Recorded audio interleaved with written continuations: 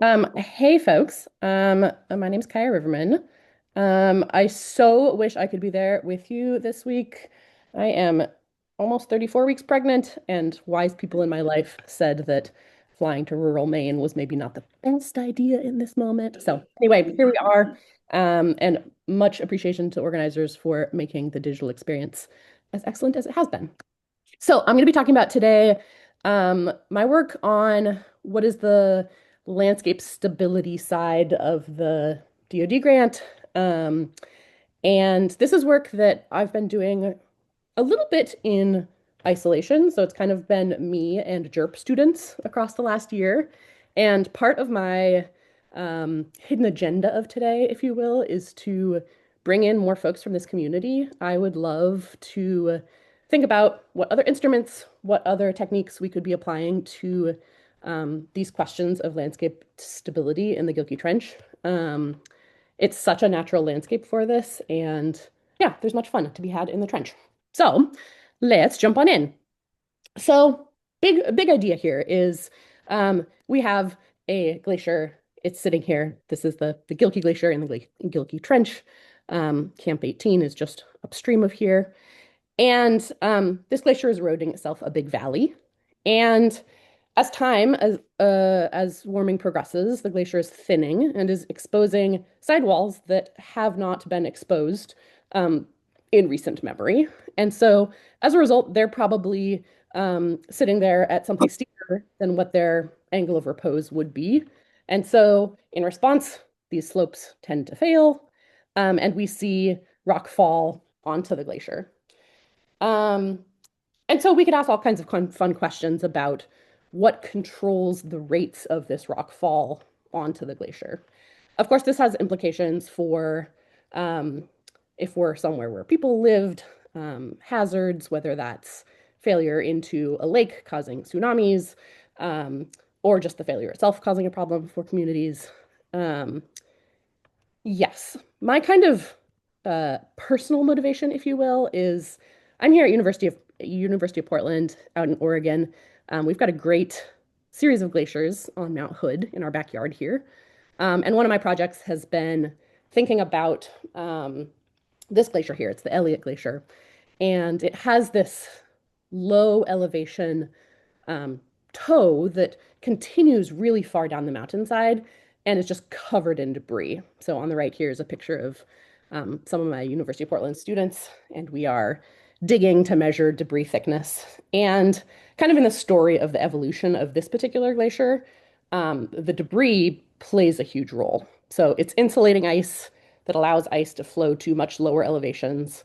And I think if we're thinking about the long-term evolution of many of the kind of small glaciers in the United States, they're heading in this direction of being debris covered. And so for us as glaciologists, many of you might know me as like an ice dynamics person.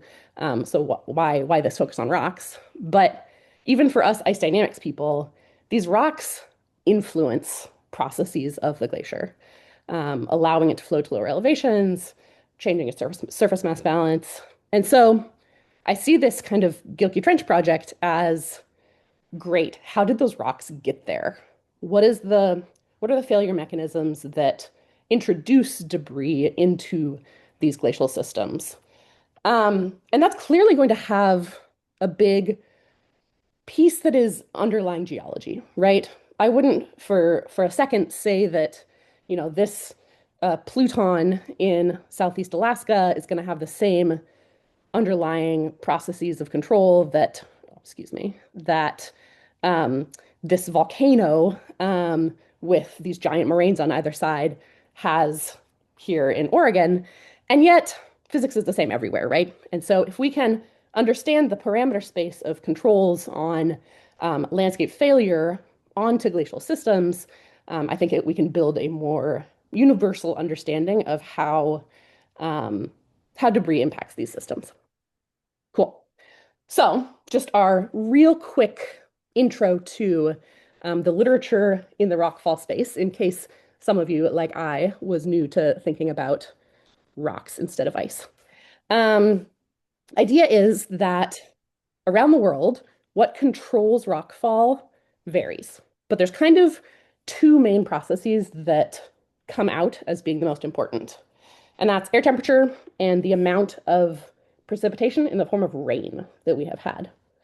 And so we can look to the Swiss Alps and see studies that say that, yeah, we have rockfall on really warm days, suggesting that um, that debris was kind of held in place through freezing processes that then, with melting, cause failure. In other places, so the Canadian Cordillera, in the case of this study, precipitation is the strongest predictor in when and how much rockfall we have onto glacial surfaces. The idea being we make slopes more unstable, heavier, more prone to failure as we add precipitation to them. And then this is contrasted with places where it seems to be that both mechanisms are important, but it depends on the part of year that you're in. And so in winter, it might be that air temperature and in particular freeze-thaw cycles predict activity, versus in summer when precipitation events might be the strongest predictor. So in order to kind of get a little more complete of a picture, let's add the Juneau ice field as a data point up here and say, what is the stronger control, temperature or precipitation within this environment? So within a Pluton near subduction zone, what is what's the biggest control on hill slope failure onto the ice? How are we going to do this? Okay, first we're gonna helo down into the trench a couple times, but first we need to identify rockfall, right? And so when is rockfall happening? And my intention heading into this project was to put out a series of time-lapse cameras and with those cameras identify major failure events and then lay out a series of or an array of passive seismometers, and then kind of with known rockfall events identify them in the passive seismic array, and then effectively do a catalog search through the entire seismic record to capture events either outside of the frame of the cameras um, or overnight. So that was the intention. We'll talk about how well that worked. And then we have so now we have a record of when has rockfall occurred across the summer. And then we can compare that with kind of the environmental controls, so precipitation and air temperature. And we'll talk about how we got both of those as well. Okay, so this work started as a fun trip to the trench in early June of this last summer. So there were four of us. JERP provided a safety staffer, Sam, and then Lynn and UP undergrad Aiden here and I went out and set up a little camp and laid out a whole network of stations. So here's the array that we put out. So Camp 18 sits right up here. Um, and we put out, yeah, an array of seismometers, time-lapse cameras, and then actually thermistor strings associated with each of the seismometers as well. One thing to note, well, first off, credits to the students who have done the work are always going to be on the slides. So Owen of UMaine nicely did this. Um, Again, I've been Lynn did some amazing fieldwork help with us, but I've kind of been the only PI on this. And so truly a lot of this work that you're about to see came from some stellar JERP undergrads. So we've got flow in the Gilkey along here. And here is the that we put out. This area has been deglaciating. We know this. Anyone who's spent time at Camp 18 year after year, the trench seems to get deeper and deeper. And so just to get a sense of kind of what are these deglaciation rates, we used Landsat imagery to map the ice edge, kind of with the thought that areas of more rapid deglaciation might today be seeing more rapid rates of failure. And it'll take processing the seismic data array for the locations of rockfall events in order to be able to test that hypothesis. Cool. So we just to show you what some of this instrumentation looked like, the time-lapse cameras we used were primarily GoPros in these housings built by the one and only John Lehman, who is with you all. If you need a low-cost, super reliable, super easy to deploy time-lapse camera, yeah, his systems are fabulous. Cool. We also put out one singular other system, which is this Reconyx Hyperfire mounted on a boulder. We'll talk more about it later in a moment. For the seismic array, we put out, yeah, it was an array of smart solo 3-component nodes, very nicely lent to us by Smart Solo. We will be purchasing an array, but in an attempt to avoid tariffs, we actually just borrowed them for the summer. You'll note in this image, this seismometer is nicely vertical and oriented. Um, it's not going to be that way when we pick it up. And then in terms of the thermistor strings we put out, it was a series of eye buttons dug into the debris. Goal here was to get thermal properties of the superglacial debris. So we have these hill slopes that are failing onto the surface of the ice. What are the thermal properties of the debris once it gets there? And so, yeah, series of eye buttons that were P-corded together. The top one had thermal or had shielding from Campbell Scientific loggers like this. Cool. So then that was early June, and then came back at the end of July as part of Block 3 um, with a cohort of JERP students. Um, and so the time series that we're going to talk about today spans early June to late July. So it's really just the summer months, and we'll have a think about kind of some of the limitations that might afford. Notably, here's that Reconyx camera nicely on its side, staring into this crevasse, uh, with a really beautiful record of crevasse opening, if anyone's interested in that. Cool. And then picked up all the rest of the sensors. Here is one sample seismometer. They pretty much all did this. So over the course of the time series, they are um, falling out of vertical. And as Kirsten nicely pointed out, these seismometers have a range tolerance. And I really think our field just holistically would benefit massively from seismometers that record in all directions or have tolerance when they are on their side, because this seems to be a persistent problem no matter where you are. Okay, so I just want to show you an example of what the um, some of the time-lapse imagery that we were able to capture looks like. Ooh, I'm having trouble playing this for some reason.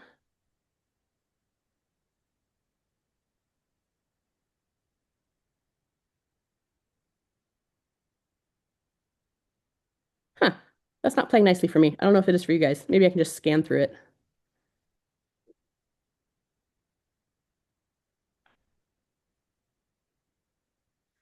Imagine a beautifully playing time lapse here.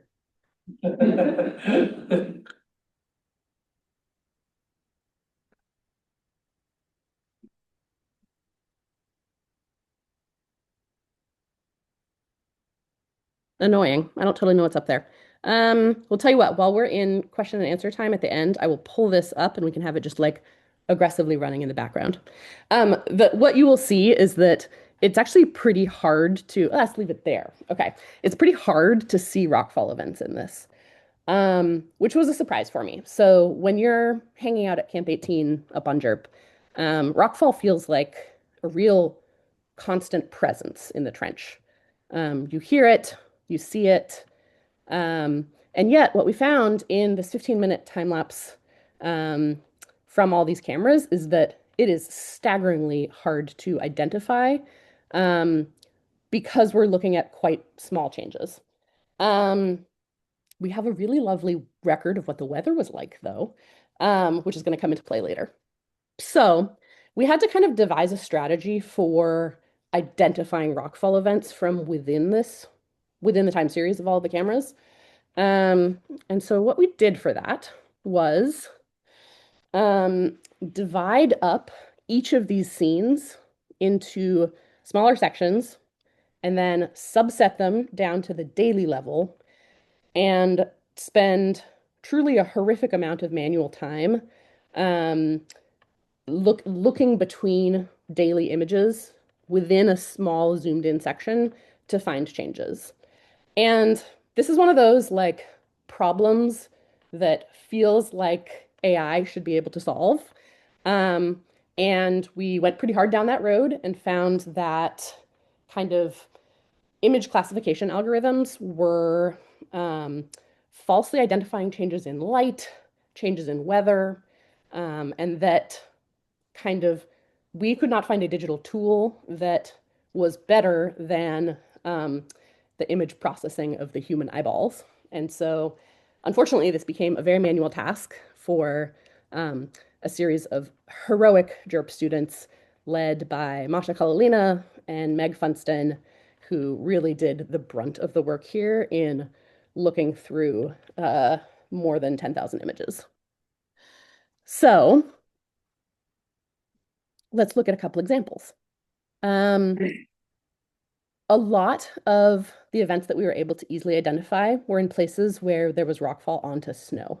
So here's an example of just a bit of rock falling from kind of this area onto this area. You can see my cursor.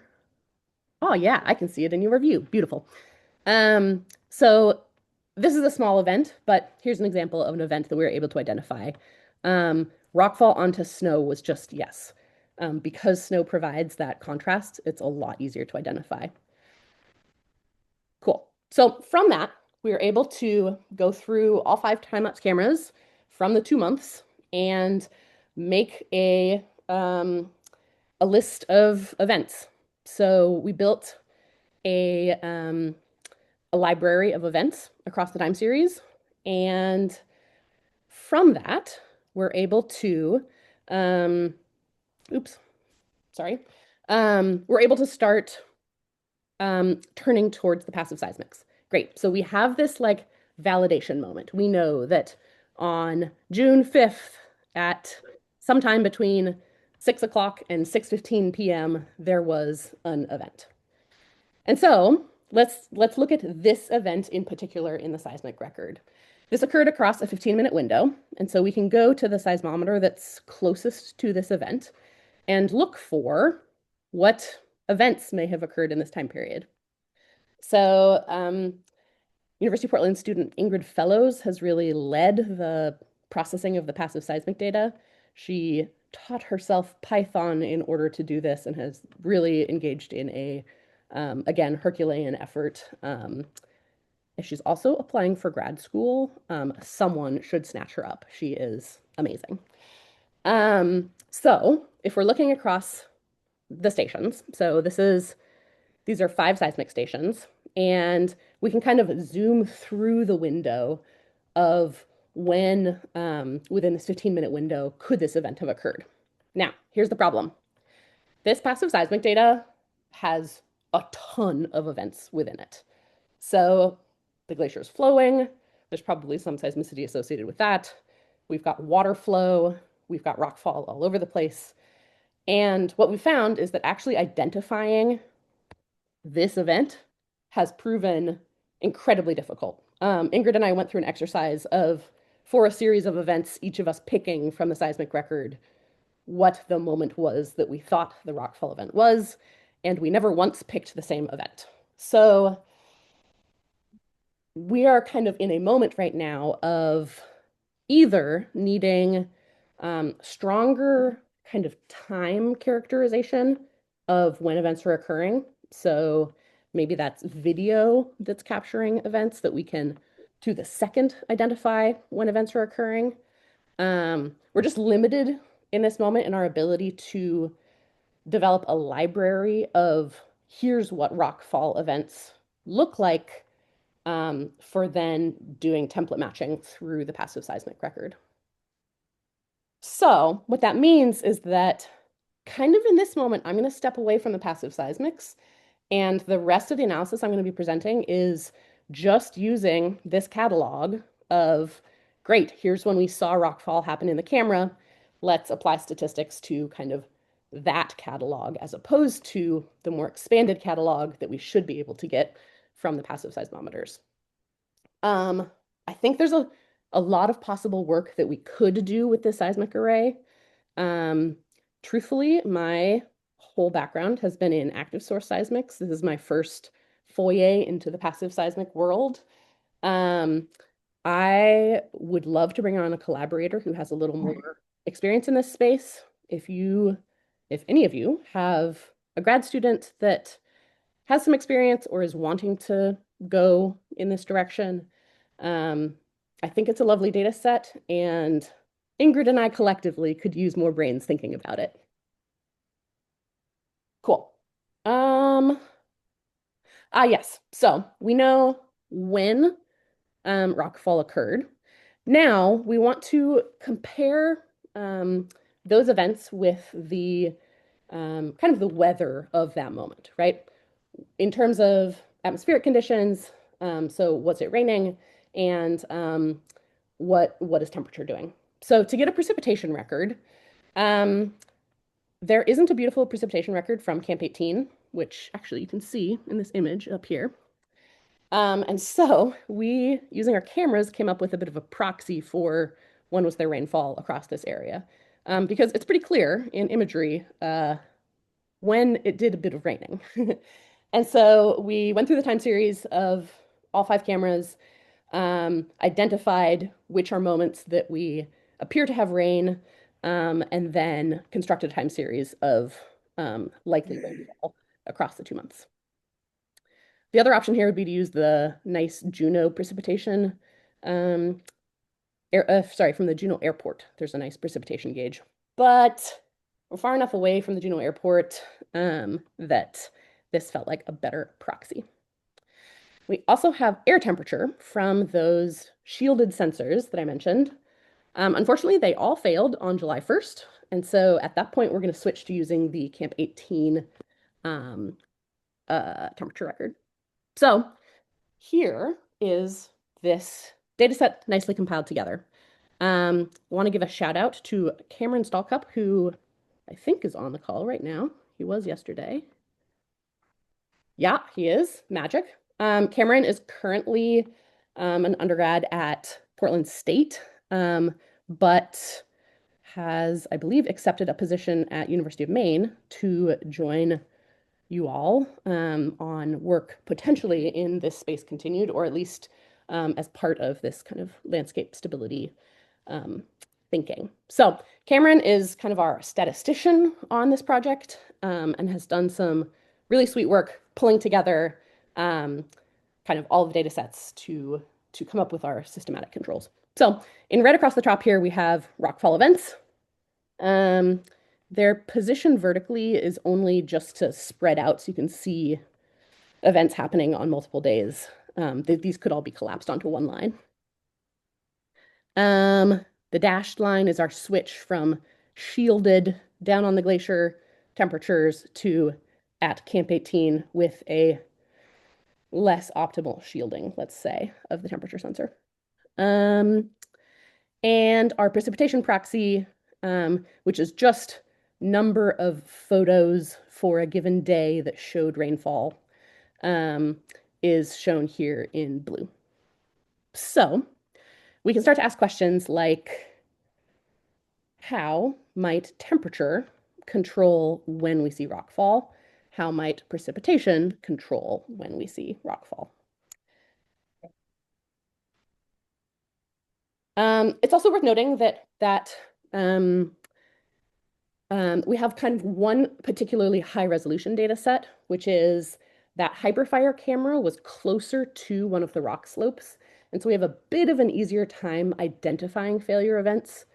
And its time series, courtesy of falling in a crevasse, is shorter. And so only spans the time that we have really nice temperature data too. And so we kind of have two data sets to do this work across. The whole time series, including that high resolution stuff, and then just to zoom in on the higher resolution moment. Cool. I like to keep things simple to start. So let's think simple because we sometimes are in simple times. So if we are just thinking in terms of linear correlation coefficients with rockfall occurrence, and this is number of rockfall occurrences within a day, we can ask the question of how well correlated are rockfall events with precipitation, with maximum daily temperature, minimum daily temperature range, average daily temperature. And what you'll see here are not particularly large numbers. There seems to be very little correlation with precipitation. So there we are not seeing more rock fall on days that are rainier. Um, and then we have a bit of a kind of like negative correlation with temperature in that um, we actually see more rock fall events on days that are cooler um, in terms of the maximum daily temperature, but that signal kind of breaks down with respect to the minimum. So rockfall doesn't seem to care as much about what the minimum daily temperature is. It's more what the maximum daily temperature is. And in fact, maybe the strongest control is this daily temperature range. And on days seemingly that have a narrower temperature range, we are seeing more rockfall events. And on days when that narrow temperature range is cooler.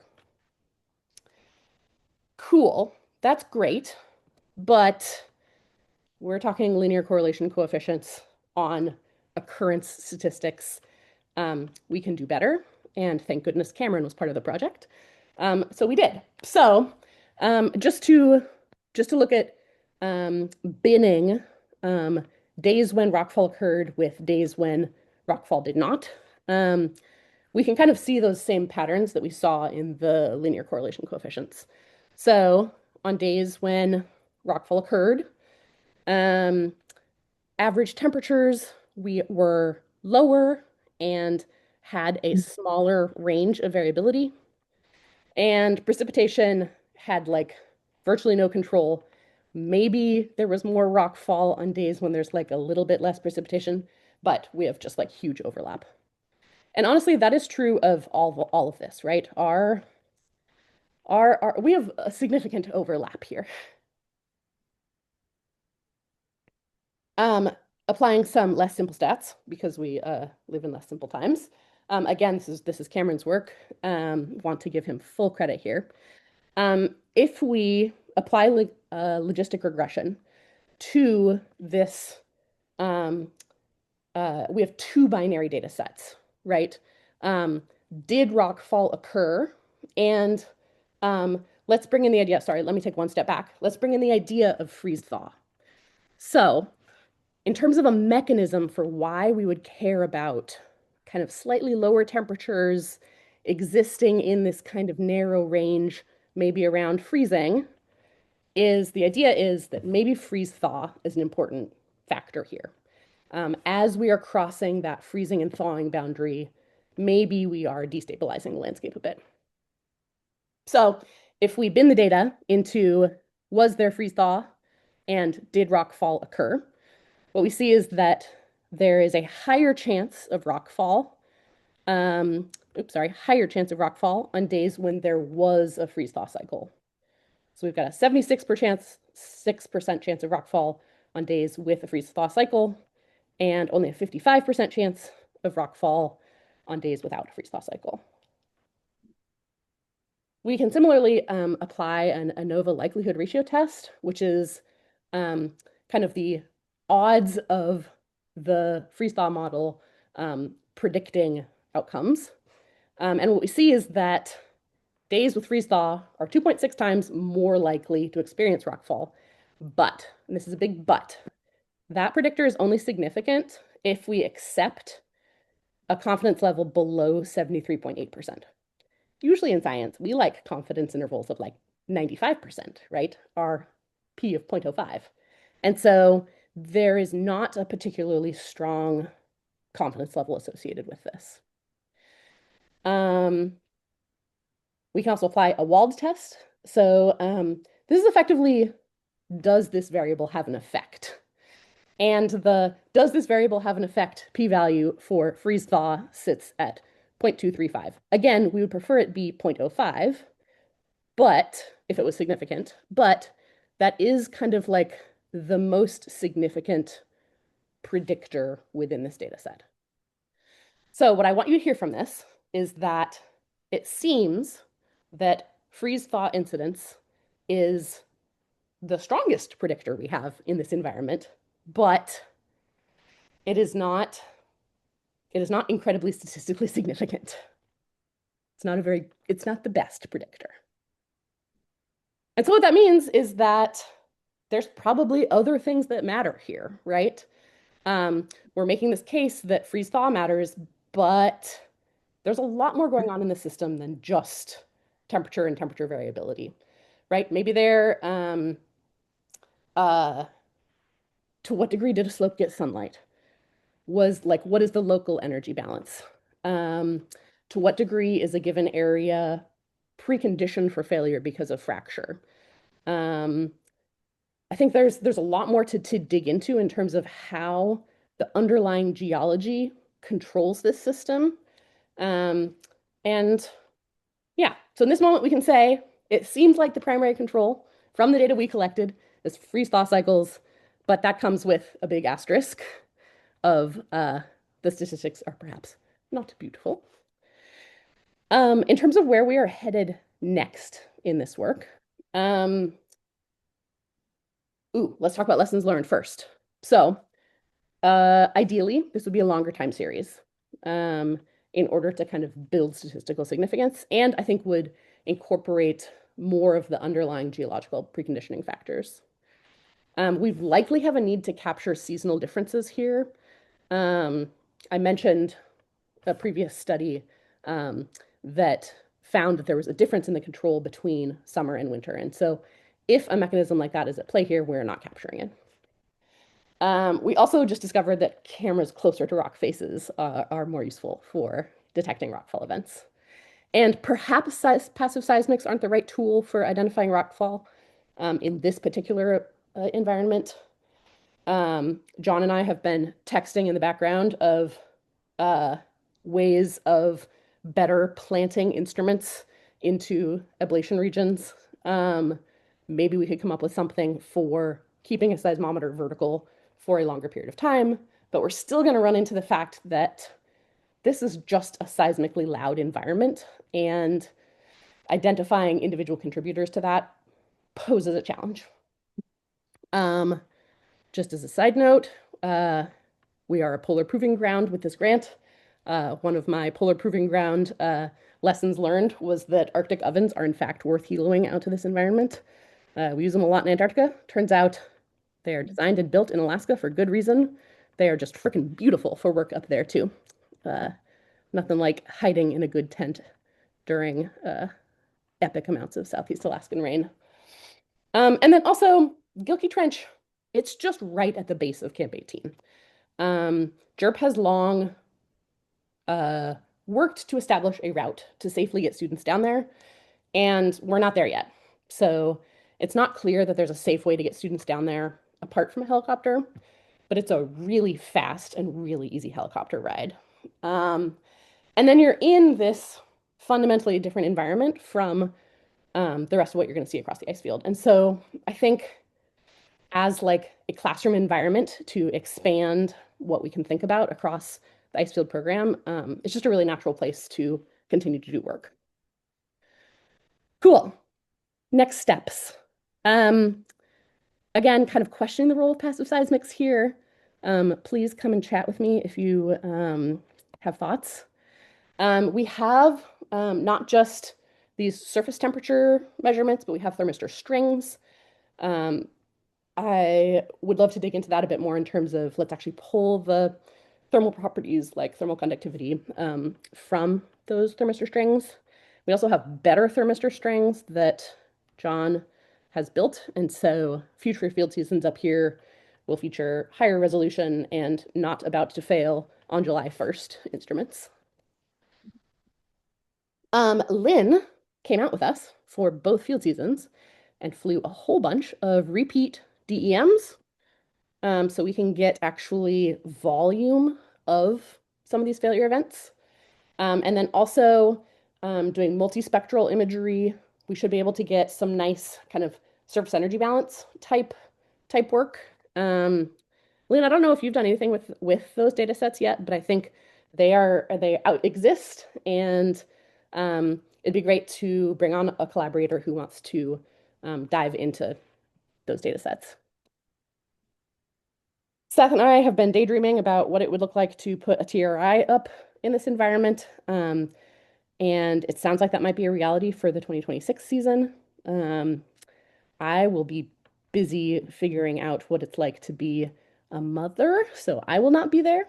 But in 27, 28, or 2027, hope is to get back into the trench and learn from the lessons learned of this last summer, put out more instrumentation. And I think a key piece is going to be putting out instrumentation that can overwinter and capture the full seasonal signal for this area. Cool. Um, we presented this work at AGU, and by we, I mean fabulous UP and DERP students. We've got Masha, Ingrid, Meg, and Cameron, who did just a really stellar job of sharing this work with the community. And something that I am proud of as part of this work is the degree to which it's been conducted by students. And I think giving these students this experience in a real research project at the undergraduate level is just something that JERP is so well set up to do. And it's really kind of intellectually and personally rewarding to be able to facilitate that through this JERP DoD CREL grant collaboration. Cool. With that, thank you so much. And I will take questions.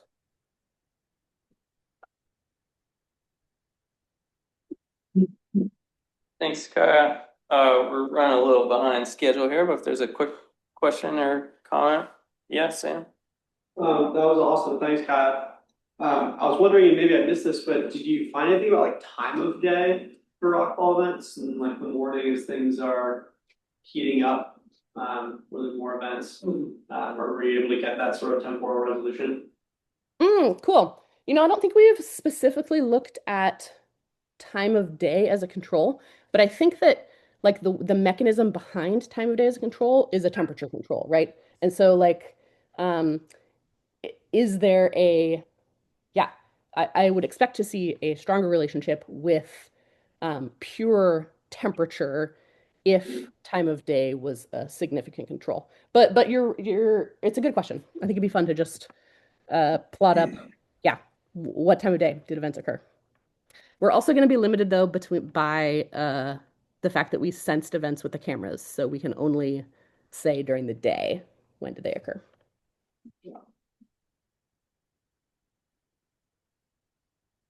Thanks, Kaya.